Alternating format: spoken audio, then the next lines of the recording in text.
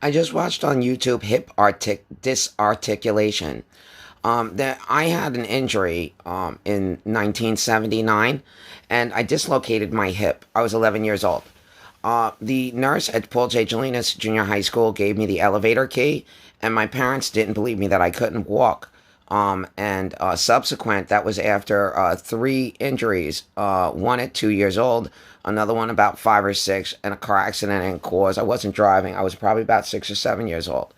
So I did not get any referral from the guidance counselor, the principal, or the practitioner that gave me the elevator key for my hip flexor, which is the ilium head that does the pivot bone in the pelvic region on the right side.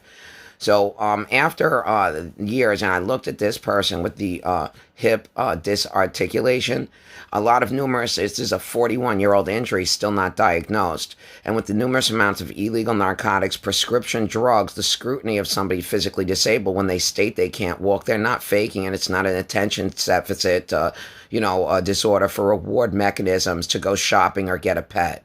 I think about that, as an adult with the numerous amount of people that purposely, smashed into my vehicle or caused car accidents while I finally saved up money, simply working at maybe 15 or 16 years old and saving money, getting a driver's license. I think that it lasted approximately maybe 15 years. So it took until I was 31 approximately to be, getting approval of Social Security Administration for being physically disabled with osteoarthritis. That is not schizoaffective or bipolar disorder. When someone's stating they can't walk, that is not a mentally ill chemical abuser.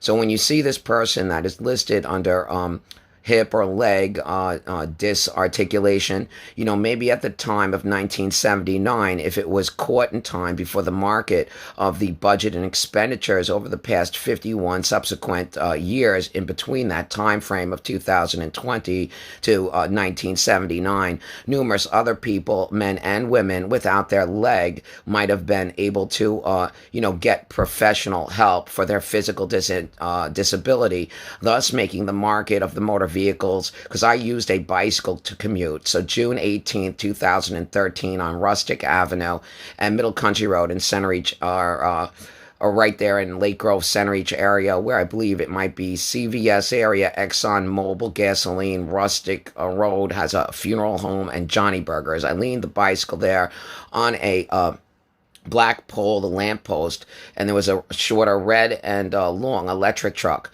So that was taken from me. So I don't know if they did that as, again, a ploy. She can walk. Yeah, I can walk long distances, but what happened is 41 consecutive years, even earlier than that, for having injuries, I built up my ligaments and my tendons on the right hip flexor that had the ilium head like a microphone that, you would use. It looks like the same shape that pivots in the pelvic bone. So, after numerous years of me commuting by bicycle and having a motor vehicle, it's extremely difficult now to say, should you remove your leg? Their main objective is, again, possibly to use their medical expertise to sell and market prescription drugs and utilize their experience as a surgical procedure, as me as a patient and as they as a provider. So a lot of these people may, if it's recent, 10, 5 years, I've had this injury for over 41 years. And it's pretty difficult, if you have a child, it's not drug addiction. It's not juvenile delinquency. I think in 1978, I did an IQ test, and I think it was close to like 235, and I, passed, borderline genius, and they even offered me, early graduation or skip a couple of grades of school. So, it's an alarm. It's not saying, the racial integration program. It's somebody that's physically disabled. And, then as you go older, the pain, there's endurance. And if your voice isn't like a high pitch like a girl, it might cause some stress on the vocal cords and the larynx in the throat by the amount of numerous excruciating physical pain that a woman may endure where you may think they're a man. That doesn't help. The community, online, offline, oh, look at that man. I'm not a man. All right. So if you have a man that has no legs and it's still running in the track, I don't know if you think that's fake hair or something. I have no idea. But, there could be a lot of, early diagnoses that could have prevented that. The market of clothing alone, the height of the hangers, like for instance, Dick's Sporting Goods. You're running around, maybe the doorknob height, looking, bending down, did you need that on your dashboard to go look at clothes at Dick's on the second floor? Because the height variance just doesn't make sense when you walk through the hall. I mean, a lot of the market and the layout. I mean, I was even thinking about Bellport when I utilized saying, why don't you get an apartment building where they had a dog walk there? There's a small restaurant called Varney's. Abraham and Strauss in the late 1800s, like saying in the year 1899 in insurance premiums, the first pedestrian was hit. I think that was a horse, quite honestly, when they were starting, the horse and carriage rides, and they keep going back and forth, Peter pays Paul or something. And, when I look at that, an apartment building, why wouldn't they change Sears? Where's the restaurant? Caldor Court, how many calories you think somebody is or something? Maybe they should upgrade Sears to Varney's. It doesn't sound like a good idea, but it's like 150 years old. The market maybe 100 years old.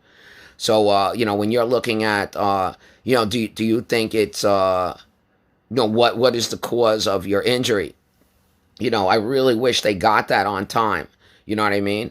And they didn't say, what is the problem? And then they would say, here's this wheelchair. So if you're in a wheelchair, your arm goes flying up and it's flaring around. You have spasms or something.